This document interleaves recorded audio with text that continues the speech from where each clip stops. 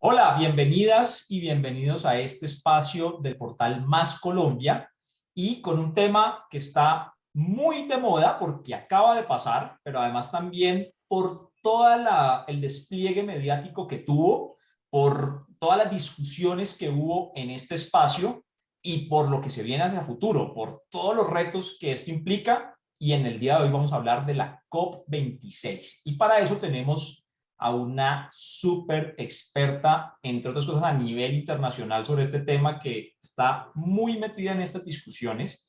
Se trata de la economista boliviana Carola Mejía.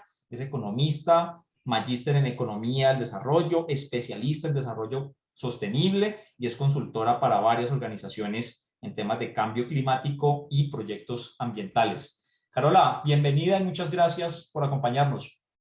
Hola Mario, muchas gracias a ustedes por la invitación. Un gusto estar con ustedes acá. Bueno, Carola, entonces se reunieron los líderes mundiales en la COP26. Entonces, ¿estamos a salvo ya del cambio climático? ¿Listo? ¿Quedó todo resuelto? ¿Podemos estar tranquilos o qué pasó allí en esa reunión?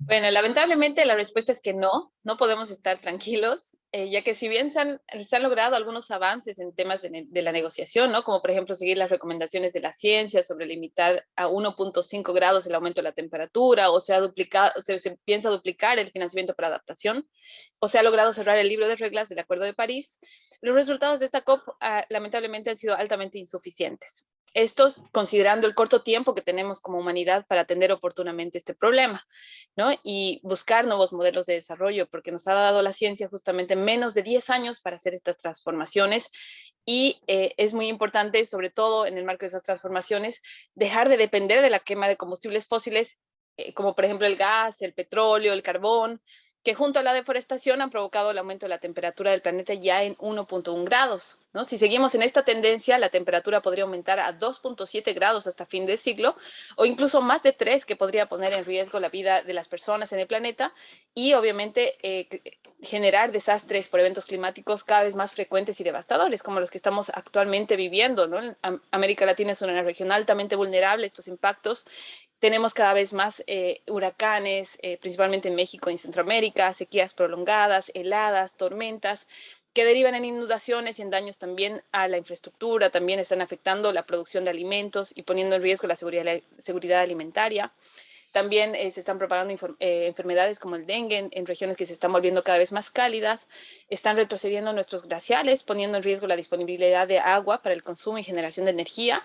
Para darles un dato, por ejemplo, en Colombia se ha reducido aproximadamente 68% la superficie de glaciares desde los años 50 y se estima que estos van a ir desapareciendo, ¿no? Como ha sucedido, por ejemplo, con el glaciar Chacaltaya en mi país, en Bolivia, que ya prácticamente ya no existe, ¿no? Y este es un tema sumamente crítico por la importancia del agua para vivir y para producir, ¿no?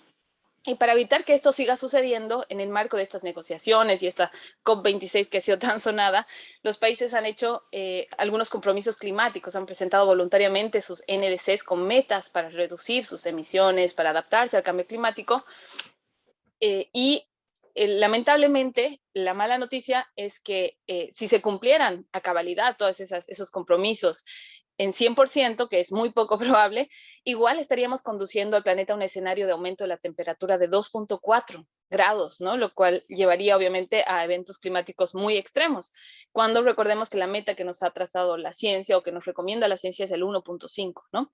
Entonces también es muy criticable que se está apuntando por soluciones que son denominadas falsas soluciones, como por ejemplo los mercados de carbono o el cero neto en las emisiones al 2050, que son conceptos que se han estado manejando y promoviendo bastante en los países, principalmente por los países desarrollados, que es un riesgo porque posiblemente ahí los principales emisores de los gases que generan el cambio climático no van a hacer sus reducciones y se van a concentrar más en compensarlas, ¿no? Entonces ese es un problema muy grave y el riesgo que estamos enfrentando como humanidad.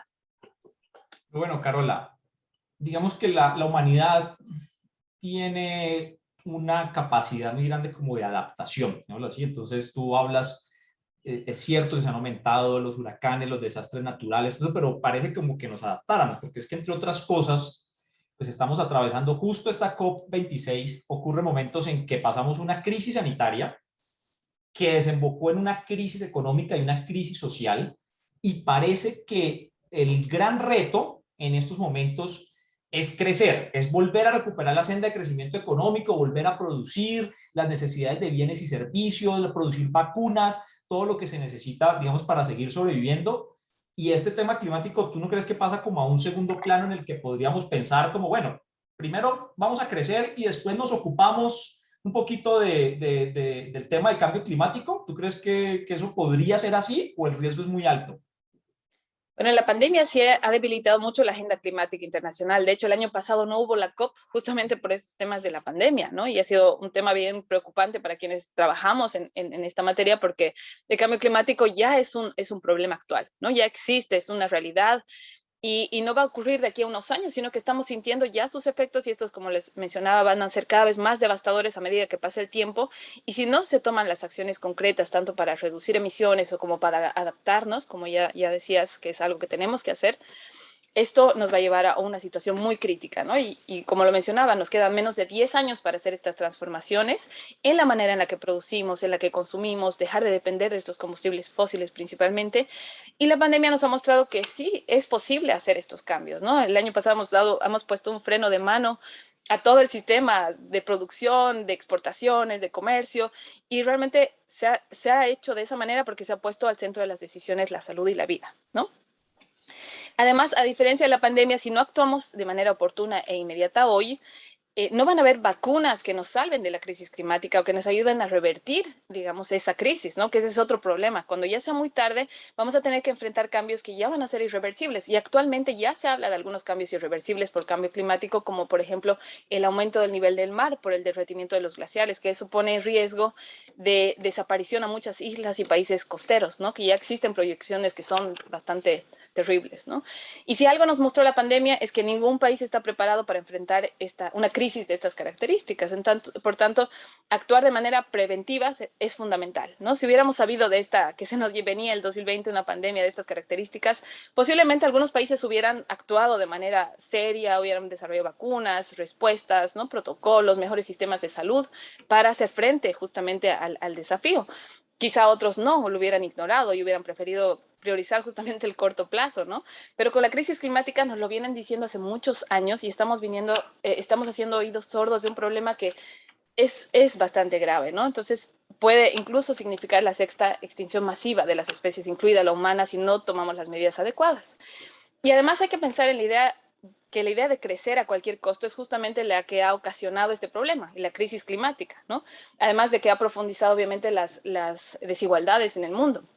Por tanto, hay que dejar de pensar en esa dicotomía o contraposición entre crecimiento económico y cuidado del planeta y comprender que no hay que sacrificar uno por otro, sino que en un momento como este, en el que estamos enfrentando múltiples crisis, tenemos que buscar alternativas que atiendan justamente simultáneamente todas estas crisis, ¿no? Que tengan una mirada integral de largo plazo, buscar medidas que sean coherentes con los compromisos climáticos que nuestros países están ahí anunciando con bombos y platillos, ¿no? Y que sean coherentes también con la Agenda 2030 y que conlleven a un verdadero desarrollo sostenible, justo, inclusivo, que se base en el respeto de los derechos humanos y también los derechos de la naturaleza, ¿no? Y que reconozca esa estrecha relación entre la salud de las personas y la salud del planeta, ¿no? Además, eh, va a ser muy importante que estas medidas, estos paquetes de reactivación no aceleren la crisis climática, que es algo que está sucediendo. Estamos viendo con mucha preocupación y era un riesgo muy latente que se empiece justamente a invertir en los sectores tradicionales, altamente contaminantes, extractivos, ¿no? En las industrias petroleras bueno, o en la infraestructura, en la inversión en infraestructura gris, ¿no? Que no tome en cuenta los riesgos asociados al cambio climático y que esto justamente acelere este aumento en la temperatura global que ya está teniendo estos impactos y que va a tener justamente impactos que van a ser mucho peores e irreversibles si no hacemos las cosas bien, ¿no? Entonces, son cosas que tenemos que tomar en cuenta. Okay. Te voy a llevar un poco al escenario de Colombia. Tú dijiste, el año pasado se cerró el mundo, digámoslo así, nos centramos en la vida, en las consideraciones sanitarias, pero en el caso colombiano eso generó 3.6 millones de nuevos pobres. Tú sabes y conoces muy bien este tema en Colombia. Colombia es una sociedad altamente dependiente de la exportación de recursos naturales. El 60% de nuestras exportaciones son recursos naturales, el 40% de la inversión extranjera, casi el 10% de los ingresos públicos.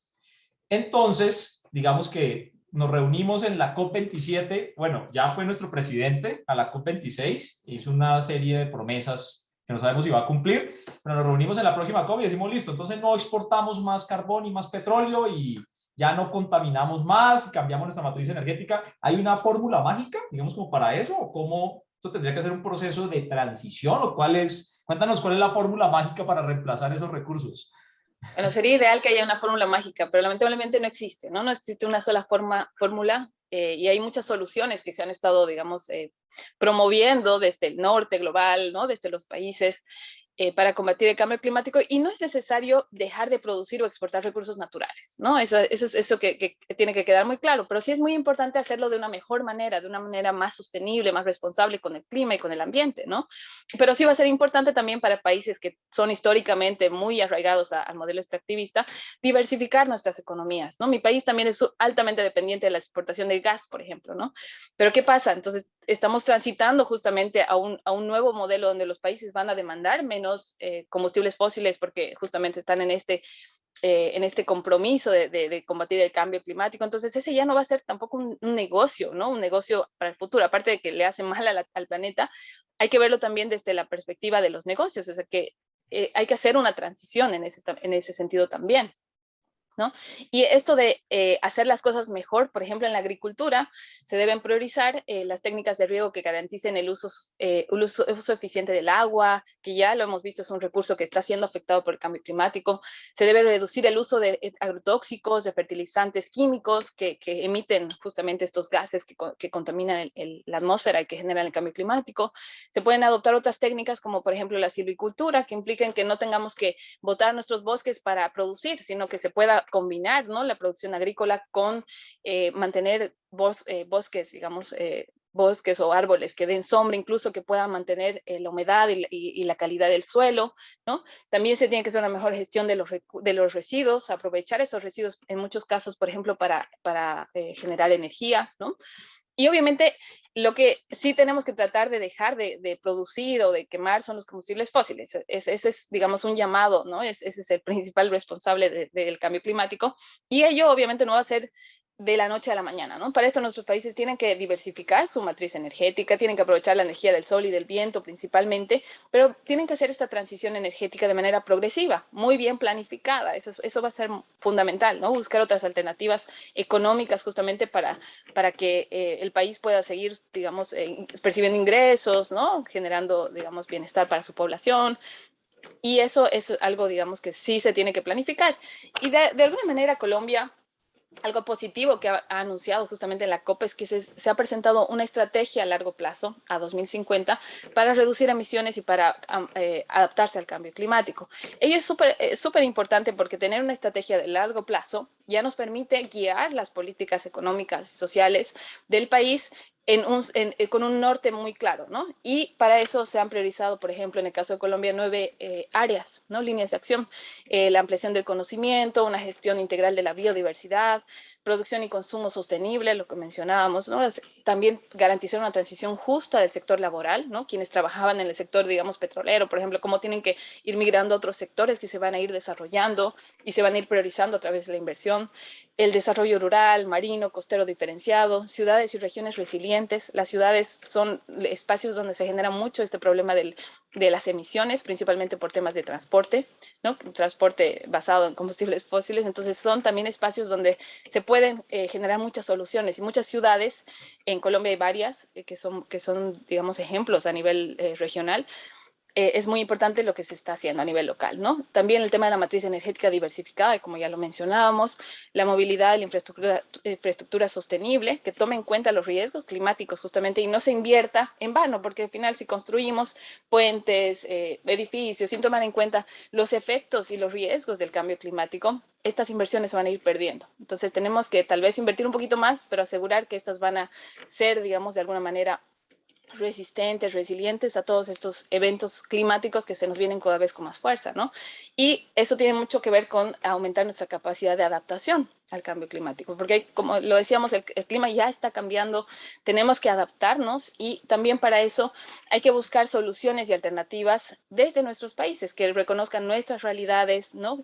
Que rescaten nuestros saberes, y eso es algo muy importante también que se ha dicho, digamos, de alguna manera a través de las comunidades indígenas, de sociedad civil, ¿no? Y de algunos países que sí tienen presente esto, que nosotros también podemos plantear nuestras propias soluciones, ¿no? Sobre este tema de la estrategia de largo plazo, los países, son muy pocos los países en la región que las tienen, y es un instrumento muy útil para, como les decía, guiar las políticas y también para buscar financiamiento, porque el cambio climático puede ofrecer también esas oportunidades. Si uno tiene una buena estrategia, claridad sobre las políticas que va a implementar, cuantifica cuánto le van a costar estas medidas, puede beneficiarse de alguna manera de fondos climáticos que en muchos casos pueden llegar incluso como donación o como fondos no reembolsables que forman parte de los fondos climáticos que existen, pero que no estamos aprovechando mucho como región, ¿no? Y ese es un tema en el cual Colombia más bien sí en temas de financiamiento tiene muchas más ventajas, ha avanzado con una estrategia nacional de financiamiento climático, un sistema de contabilización, de financiamiento, y esos son instrumentos que pueden ayudarle mucho al gobierno y también al sector privado para ir transitando, digamos, y actuando en función de esta estrategia, ¿no? Es bien importante también ahí dar el mensaje de que no solamente los gobiernos tienen que implementar medidas, este tiene que ser un esfuerzo conjunto de todos los sectores y actores de un país y del mundo entero, ¿no? Entonces tenemos que ir sumando estos aportes, estos esfuerzos y cambiando la forma en la que producimos, en la que consumimos, ¿no? Y siendo más responsables, porque justamente si no el problema va a ser, como les mencionaba, bastante grave. Sí, y lo último que has dicho es muy importante, no es solamente una responsabilidad de individual como consumidor o como productor, ni siquiera como país, sino de la humanidad. Digamos que esto es un reto de la humanidad que ya está, ya hace parte de las consideraciones de la vida, de los nuevos retos que aparecen en la vida. Antes nos preocupábamos mucho por crecer, ahora tenemos que crecer, no solamente crecer, sino crecer equitativamente y crecer de manera sostenible para no seguir afectando a al único entorno en el que podemos sobrevivir. Carola, muchas gracias por tu tiempo y sobre todo muchas gracias por tus conocimientos y compartirlos con el portal Más Colombia. No, muchísimas gracias a ustedes por la invitación, espero que haya sido de utilidad y un gusto compartir con ustedes. Un saludo a la audiencia y bueno, muchas gracias y hasta la próxima oportunidad.